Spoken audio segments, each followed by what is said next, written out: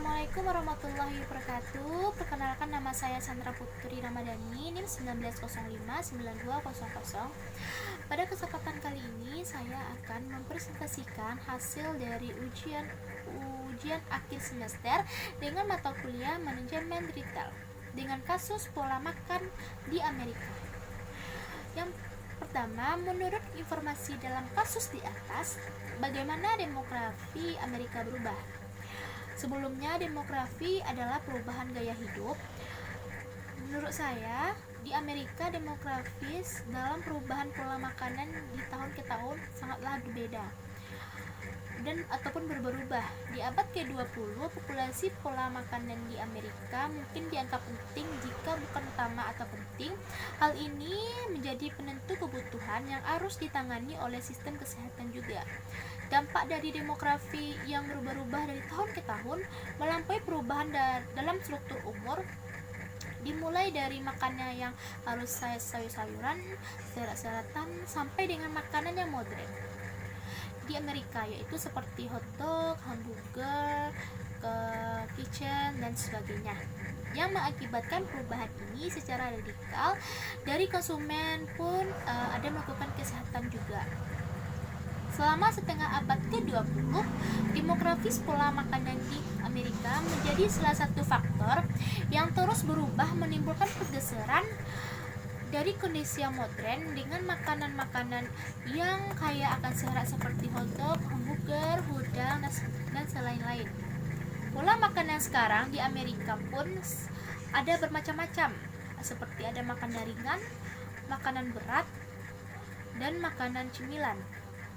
Dan ada pula makanan pembuka dan penutup.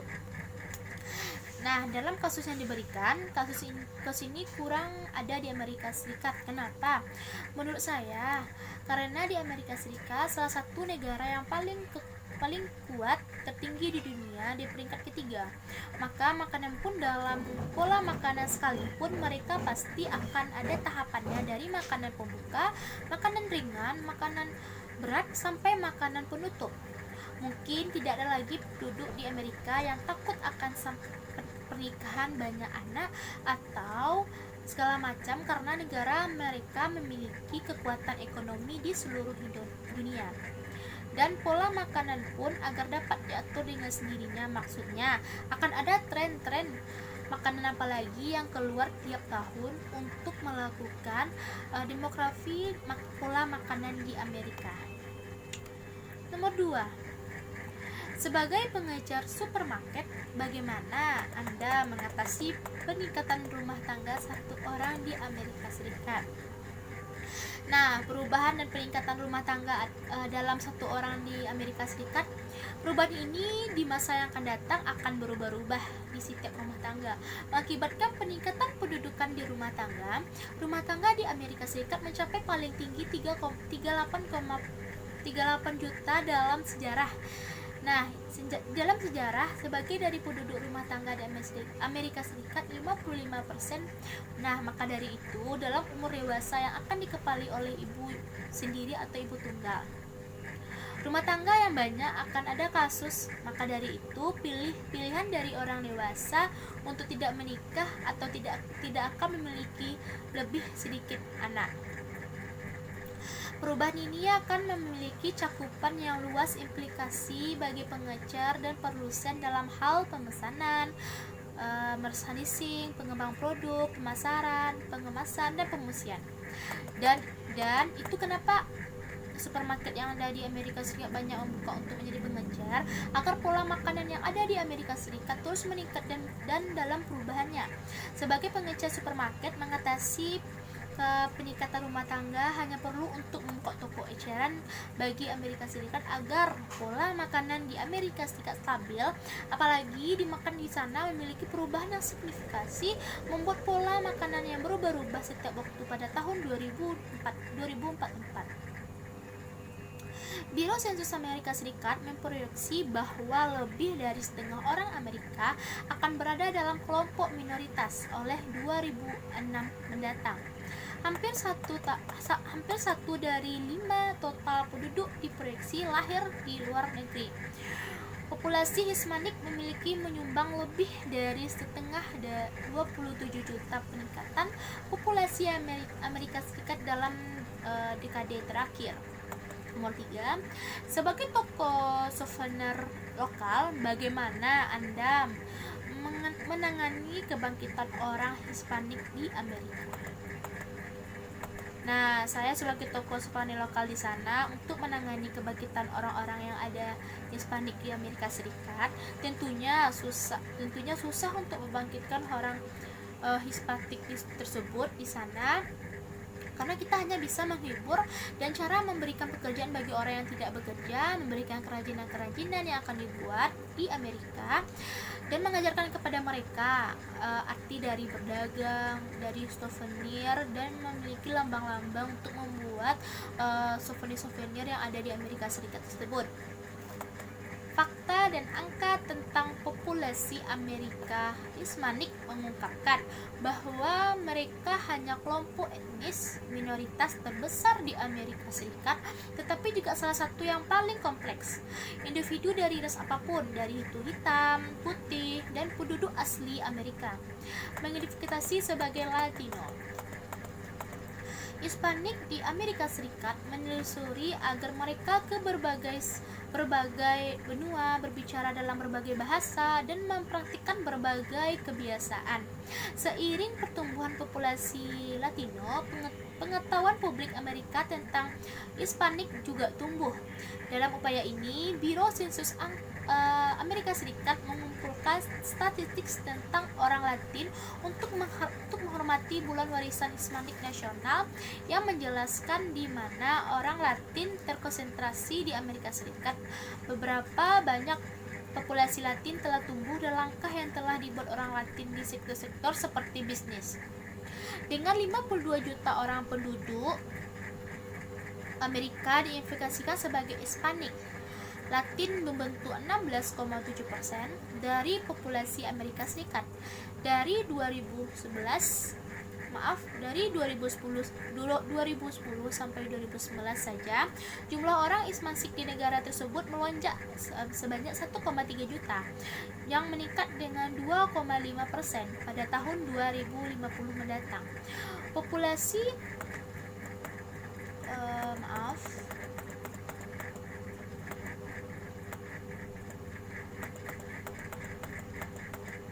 Populasi Hispanik diharapkan mencapai 132,8 juta atau 30% dari populasi Amerika Serikat yang diproyeksi pada saat itu.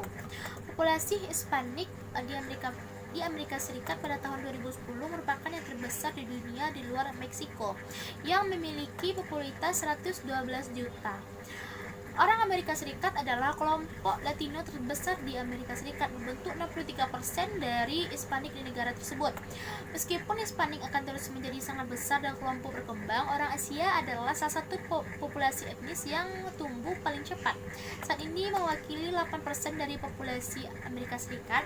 Generasi milenial lebih beragam dari generasi sebelumnya, dengan 44% menjadi bagian dari ras minoritas atau kelompok etnis.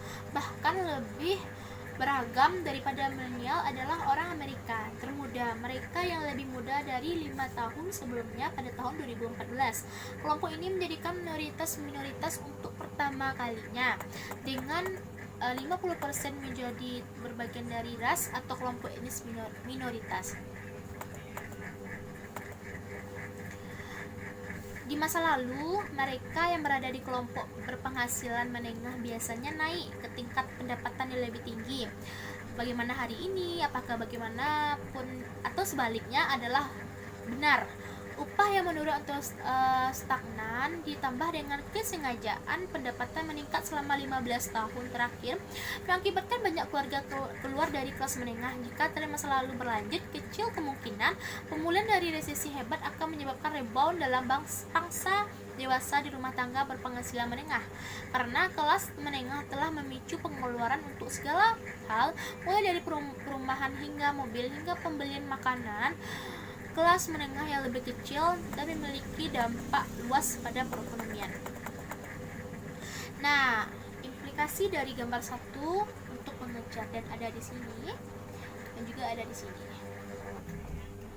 Nah, kita membahas yang di sini dulu.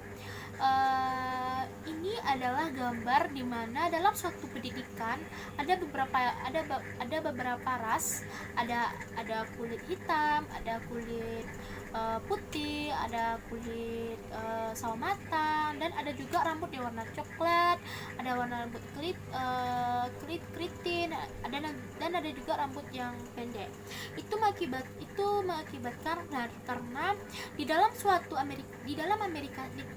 negara Amerika tersebut terdapat beberapa pengecer yang menyediakan berbagai hal, apakah itu dari pendidikan, sektor ekonomi, dan sebagainya. Dan yang ini adalah tempat atau orang pembuat kue yang ada di Amerika Serikat. Dia ada berbagai pengecar untuk sektor bisnis, sektor penjualan, dan sektor pendidikan juga. Dan yang nomor 5 adalah tren demokrasi apakah yang tidak disebutkan dalam kasus ini yang harus ditangani oleh pengecar bagaimana.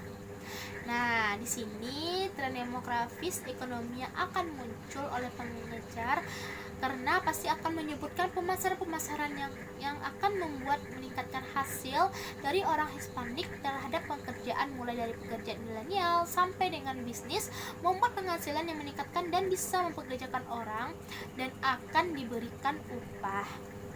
Populasi ini bisa membelikan mobil, rumah, dan lain-lain yang memberikan penghasilan dari pangsa pasar tersebut.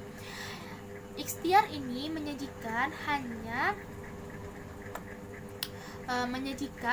beberapa dari dinamika konsumen yang berubah yang akan membentuk pasar retail yang ada di masa depan, baik jangka waktu pendek sampai jangka waktu panjang.